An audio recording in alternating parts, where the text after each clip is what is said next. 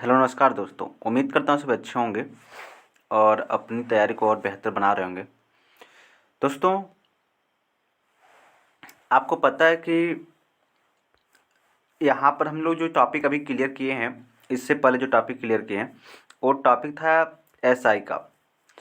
अब जो हम लोग नया टॉपिक स्टार्ट करने वाले हैं सीआई का। अगर आपने इससे पहले मैंने बहुत सारे टॉपिक क्लियर कर रखे हैं, जैसे परसेंटेज हुआ, टाइम एंड वर्क हुआ और नल और की बात, तो बहुत सारे हमने टॉपिक क्लियर कर रखे हैं। उसके लिए हमने प्रॉपर एक प्लेलिस्ट बना रखा है। तो अगर आपने नहीं देखे हैं तो आपको उन्हें देखना चाहिए। अगर आप बेसिक से पूरा मैथ की तैयारी करना चाहते हैं तो आप उस प्लेलिस्ट को देख सकते हैं और आप चैनल को विजिट करिए और फिर वहाँ पर जाइए। आपको मैथ का एक प्लेलिस्ट मिल जाएगा। उसमें हर जितने भी टॉपिक हमने अभी तक क्लियर किए हैं सबका वीडियो उसमें आपको देखने को मिलेगा। तो आज हम स्टार्ट करने वाले हैं सीआई। देखिए एसआई और सीआई में क्या डिफरेंस है दोस्तों। एसआई और सीआई में थोड़ा सा डिफरेंस है कि जो एसआई होता है इसमें जो आपका ब्याज होता है, ठीक है, वो सेम होता है। हर एक वर्ष का जो ब्याज होता है वो सेम होता है और इसमें जो मूलधन होता है वो भी सेम रहता है। यानी मूलधन भी सेम रहता है और ब्याज भी सेम ही रहता है। कहने का अर्थ ये है कि अगर हम कहें कि आपने किसी से 100 रुपया उधार लिया है दोस्तों और आपको 10% रेट पर उधार दिया गया है, तो इसका अर्थ ये होता है कि आपको 1 वर्ष बाद उसको 10 रुपये एक्स्ट्रा करके देना होगा। यानी आपको 110 रुपये देने होंगे, ठीक है। अगले वर्ष बाद भी आपको यही काम करने हैं और 10 रुपया और एक्स्ट्रा कर देना है आपको। तो 10 रुपये और एक्स्ट्रा देंगे इसको तो कितना हो जाएगा, 120 रुपये हो जाएगा। यानी हर एक वर्ष में 10-10 रुपये क्या हो जाएंगे, बढ़ते जाएंगे। तो यहाँ पर इसे ये तो आपका फिक्स है और ऊपर से आपका 10-10 रुपये क्या मिल जाएगा, ब्याज मिलता जाएगा। तो ये होता है सीआई के केस में। लेकिन एसआई के केस में यानी कंपाउंड इंटरेस्ट के केस में क्या होता है दोस्तों, इसमें क्या होता है कि जो मतलब यहाँ पर अगर आप देखें तो पहले साल के लिए यहाँ पर इसको हम अच्छी तरह से अगर समझें दोस्तों, देखिए ध्यान से। इसमें होता ये है कि अगर आपने किसी से 100 रुपया उधार लिया है, ठीक है, 100 रुपये उधार लिया है, अगले साल आपको क्या करना पड़ेगा, 10% का रेट है तो अगले साल आपको 100 का 10% लगाकर आपको देना होगा। यानी 100 रुपये आपने उधार लिया तो अगले साल के लिए आपका हो जाएगा 100 का 10% निकाल कर आपको जोड़ देने होंगे। यानी अगर 100 का 10% निकालेंगे आपको तो 10 मिल जाएगा। यानी अगले साल 1 साल बाद आपको उसको 110 रुपये देने होंगे। अब दूसरे, ये तो पहले साल का कंडीशन हो गया। लेकिन दूसरे साल में क्या होगा, दूसरे साल में अब ये होगा कि आपको जो ब्याज देना है वो 110 पे देना है। यानी जो ये 10 पे आपको ब्याज मिला था वो अब क्या बन जाएगा, मूलधन हो जाएगा। और अब आपको कितने पे ब्याज देना होता है, 110 पे देना होता है। और फिर यहाँ से 10% इसका निकालेंगे और फिर जब इसको आप हल करेंगे तो यहाँ से आपको निकल जाएगा 10% निकाल करके जब इसको आप हल करेंगे तो ये आपका हो जाएगा 11 रुपया। यानी अब आपको जो 2 वर्ष बाद उसको ब्याज देकर लौटाना होगा वो 110 रुपया, तो इसमें आप 11 रुपया और क्या करना पड़ेगा, आपको जोड़ना पड़ेगा। यानी 121 रुपया आपको उसको देना पड़ेगा। अब फिर अगले अगर तीसरे साल का निकालना है तो आपको अब इस पर 10% लगाने होंगे और फिर इसको सॉल्व करना होगा।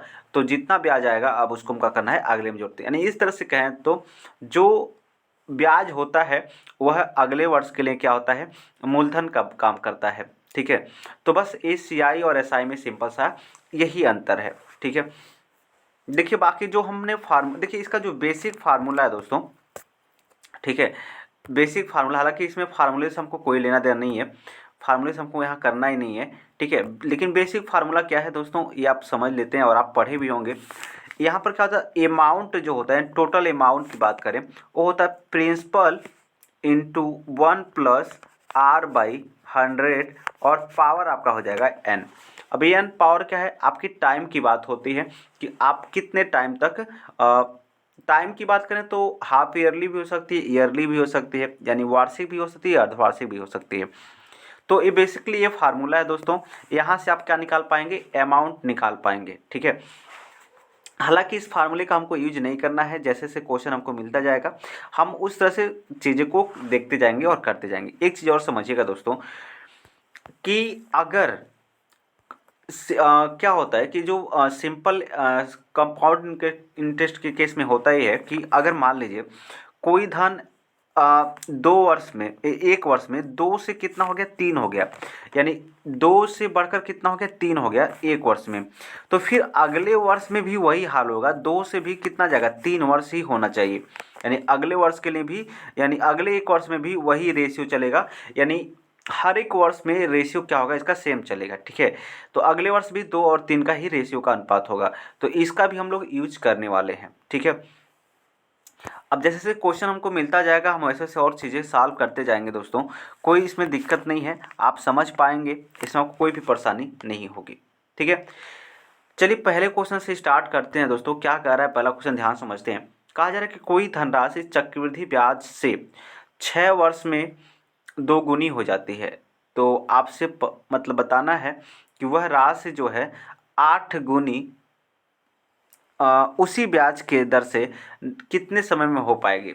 देखिए इस पे आपको एक ट्रिक है और इस ट्रिक से ही हम लोग काम कर लेते हैं दोस्तों, इसके बेसिक में जाने की कोई ज़रूरत नहीं है, ठीक है। देखिए क्या हो रहा है कि जो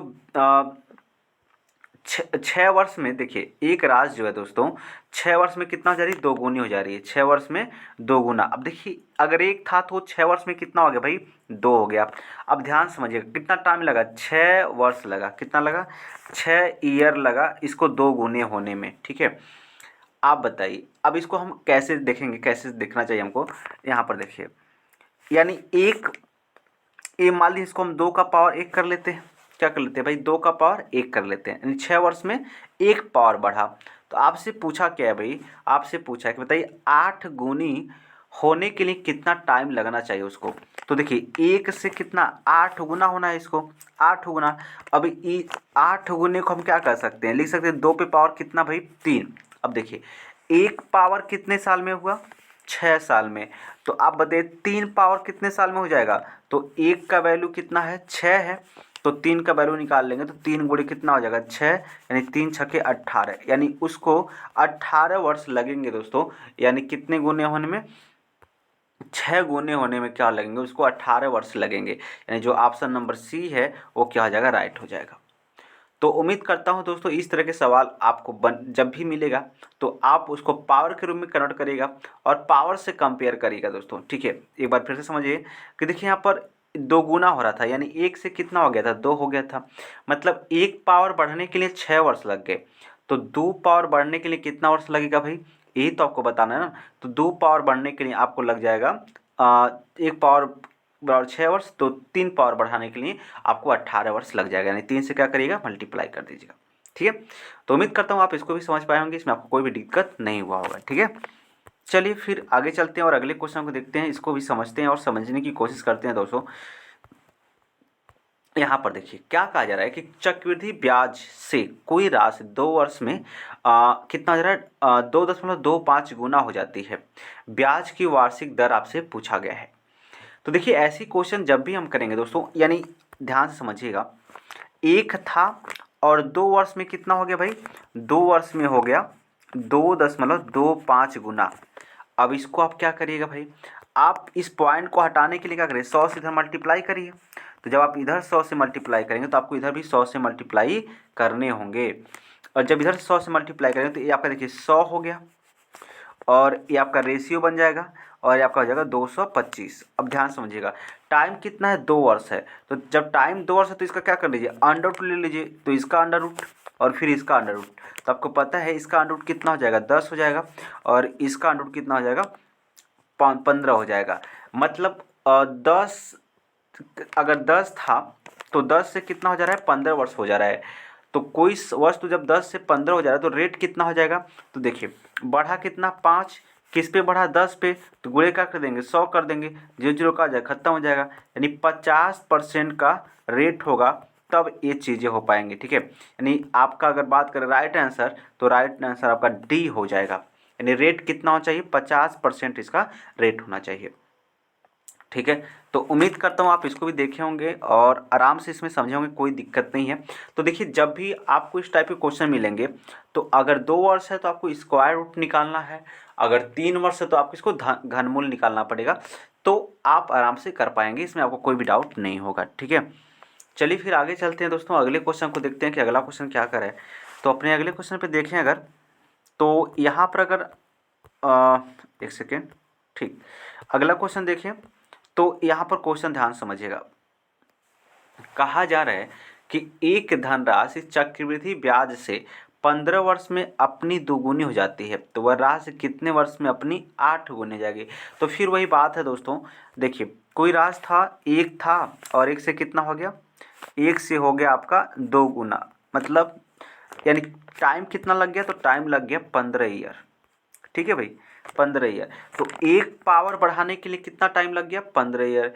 अब आपसे कहा गया 8 गुना इसको करना है, तो 8 गुना करने के लिए भाई, 8 गुना करने के लिए पावर कितना हो जाएगा, 2 पे पावर 3 बनना पड़ेगा। ठीक है, 2 पे पावर कितना, 3। तो एक पावर के लिए 15 वर्ष, तो 3 पावर के लिए क्या हो जाएगा, 3 गुणे 15 यानी 15 तिया 45 वर्ष। कितना हो जाएगा, 15 तिया 45 ईयर क्या हो जाएगा आपका, इसका राइट आंसर हो जाएगा। ठीक है, 15 तिया 45 वर्ष। तो उम्मीद कर पाता हूँ दोस्तों कि आप इसको अच्छी तरह समझे होंगे, और जब भी इस टाइप के आपको सवाल मिलेंगे तो आप अच्छी तरह से कर पाएंगे, इसमें आपको कोई भी डाउट नहीं होने चाहिए। ठीक है, चलिए एक और क्वेश्चन करते हैं, आगे चलते हैं दोस्तों। अगले क्वेश्चन को देखते हैं कि अगला क्वेश्चन क्या कर रहा है। यहाँ पर देखिए, तो अभी हमने इस टाइप के क्वेश्चन को डिस्कस किया था दोस्तों, किस तरह से आपको इसको करने हैं। कहा जा रहा है कि कोई धनराशि चक्रवृद्धि ब्याज से 2 वर्षों में 4500 तथा 4 वर्षों में 6750 हो जाते हैं। देखिए ध्यान से, अब इसको समझने की कोशिश करेंगे भाई। 2 वर्षों में 4500, देखिए जैसे कहने का अर्थ है कि मान लीजिए कोई धनराशि पहले यहाँ रहा होगा, अभी 2 वर्ष बाद कितना हो गया, 2 वर्ष बाद हो गया ये 4500। ठीक है, 2 वर्ष बाद हो गया ये 4500। कितने वर्ष बाद भाई, 2 ईयर बाद ये कितना हो गया, 4500। फिर कहा जा रहा है कि ये 4 वर्ष बाद कितना हो जाएगा, 6750 हो जाएगा। कितना, 4 वर्ष बाद ये 6750, 6750, 6750 कितने साल बाद, 4 वर्ष बाद 67 क्या हो जाएगा, 50 हो जाएगा। ठीक है, अब देखिए ध्यान से,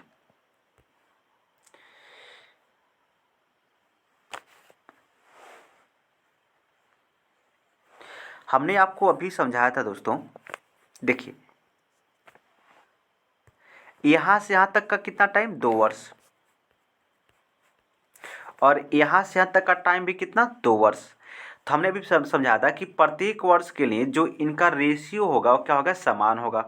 ठीक है, तो अगर पहले हम इन दोनों में रेशियो फाइंड कर लेते हैं, तो ये आप देखिए, जब दोनों में आप रेशियो फाइंड करेंगे तो 0 0 का हो जाएगा खत्म। ठीक है, 0 0 का हो गया, खत्म हो गया।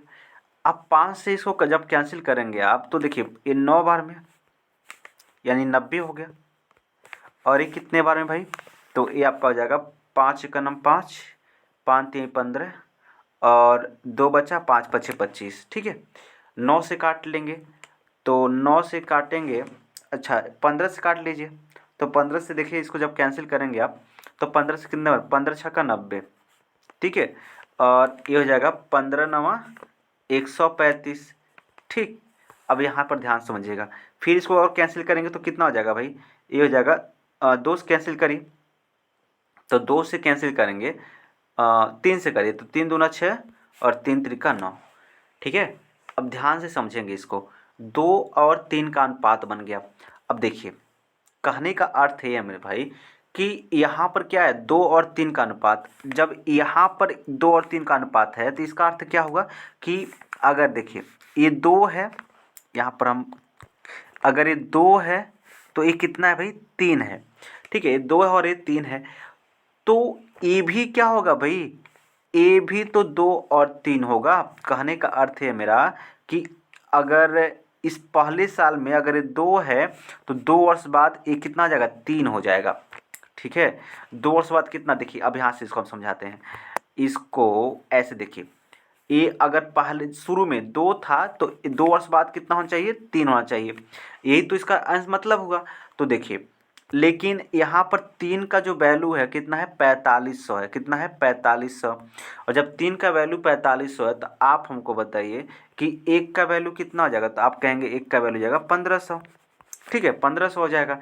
और जब 1 का वैल्यू 1500 हो जाएगा तो 2 का वैल्यू कितना हो जाएगा, 2 का वैल्यू यानी 2 गुणे 15 2 गुणे 15 यानी 15 दूना 30 यानी 3000 हो जाएगा 2 का वैल्यू। कितना आ जाएगा? 3000।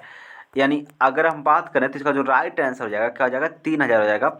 यानी ऑप्शन नंबर सी क्या हो जाएगा? इसका राइट हो जाएगा। तो इस टाइप के क्वेश्चन को आप आराम से कर पाएंगे, कोई इसमें दिक्कत नहीं है। ठीक है, आराम से आप कर सकते हैं। ओके, ठीक।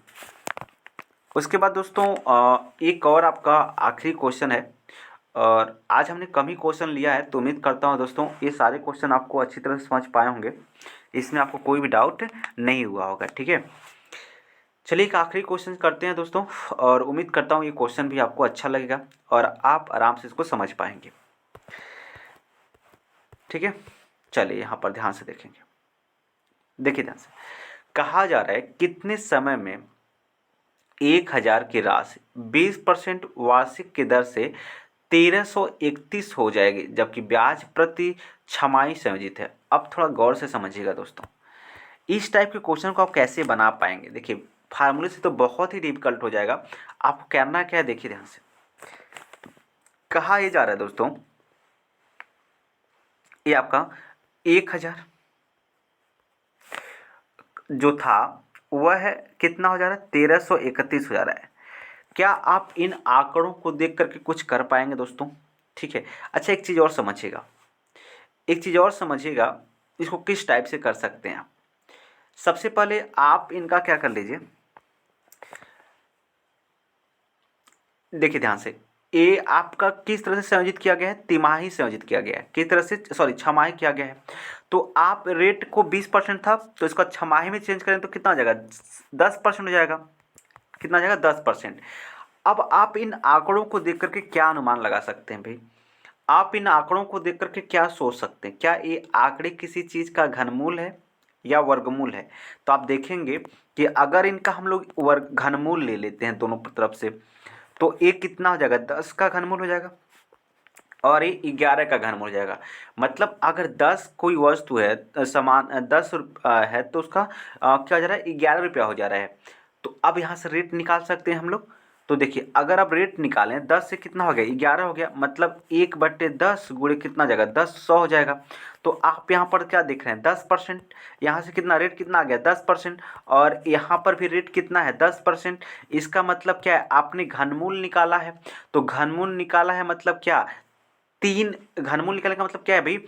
3 ईयर की बात करें। अब देखिए थोड़ा यहाँ पर कन्फ्यूज मत होइएगा। देखिए 3 ईयर की बात हो रही है, तो घनमूल निकालें, लेकिन ये 3 ईयर नहीं है भाई, 3 छमाही है। मतलब 3 बार छमाही, मतलब ब्याज लगा हुआ है। ठीक है, तो ये 3 ईयर को आप इस तरह से मत कन्वर्ट करिए, इसको छमाही में बदलना है। ठीक है, 3 छमाही है, समझिए। जैसे 1 छमाही, फिर 2 छमाही, फिर 3 छमाही। तो 3 छमाही में कितने ईयर होते हैं? 1.5 ईयर होते हैं। कितने होते हैं? 1.5 ईयर, यानी 1 सही 1/2 ईयर इसका क्या हो जाएगा? राइट आंसर हो जाएगा। और उम्मीद करता हूँ दोस्तों आप इसको अच्छी तरह समझ पाए होंगे और इसको अच्छी तरह से कर पाए होंगे। ठीक है, तो दोस्तों ये थे कुछ महत्वपूर्ण क्वेश्चन, जो उम्मीद करता हूँ दोस्तों आप लोगों को समझ में आया होगा। अगर दोस्तों आपको ये क्वेश्चन अच्छे लगे हों तो कमेंट बॉक्स में कमेंट करके ज़रूर बताइएगा। अगर कोई भी चेंजमेंट, कोई भी आपको सवाल नहीं समझ में आए हैं, कुछ भी आपको सलाह देने हैं, तो भी कमेंट करके ज़रूर बताइएगा। और वीडियो कैसी लगी आप ये भी बताइएगा। जल्द मिलेंगे दोस्तों इसके और भी कुछ अच्छे अच्छे क्वेश्चन के साथ। ठीक है, और क्वेश्चन दोस्तों बहुत ही देखिए अभी हमने बेसिक से लिया है दोस्तों। ठीक है, अब धीरे धीरे क्वेश्चन के लेवल क्या होंगे? बढ़ेंगे। जैसे जैसे क्वेश्चन के लेवल बढ़ेंगे आपका प्रैक्टिस भी होता जाएगा दोस्तों। यानी हमने इस अगर आप इसको अच्छी तरह से देखते हैं दोस्तों, यानी सभी वीडियो इसको देख पाते हैं दोस्तों, तो आपको यकीन मानिए कि चक्रवृद्धि ब्याज में आपको कोई भी दिक्कत नहीं होने वाली है। ठीक है, तो दोस्तों उम्मीद करता हूँ आप लोगों को लिए ये बहुत ही हेल्पफुल होगा। बाकी और भी सारे वीडियो हम लेकर आते हैं दोस्तों, चाहे वो फिजिक्स की हो गई, चाहे केमिस्ट्री की हो गई दोस्तों, और चाहे मतलब किसी भी कंपटीशन एग्जाम्स की अगर तैयारी कर रहे हैं, तो ऐसे बहुत सारे लेक्चर्स आपको इस चैनल पे मिल जाएंगे जो आपके लिए बहुत ही हेल्पफुल होंगे। तो अगर आप उन लेक्चर्स को देखना चाहते हैं दोस्तों, तो प्लीज़ चैनल को विजिट करिएगा और उनको देखिएगा। ठीक है, तो उम्मीद करता हूँ दोस्तों आप लोगों को इस बहुत सारे जो भी क्वेश्चन हैं अच्छे लगे होंगे, और आप लोग मेरा सपोर्ट भी करेंगे ऐसा आशा रखता हूँ दोस्तों। तो बस इसी आशा के साथ दोस्तों अब मैं कुछ अगले दिन दोस्तों कुछ अच्छे अच्छे क्वेश्चन लेकर आऊँगा और उम्मीद करता हूँ दोस्तों वो भी क्वेश्चन आपको बहुत ही अच्छे लगेंगे। तो आज के लिए बस इतना रखते हैं दोस्तों, जल्द ही मिलेंगे अगले नेक्स्ट वीडियो में, तब तक के लिए जय हिंद।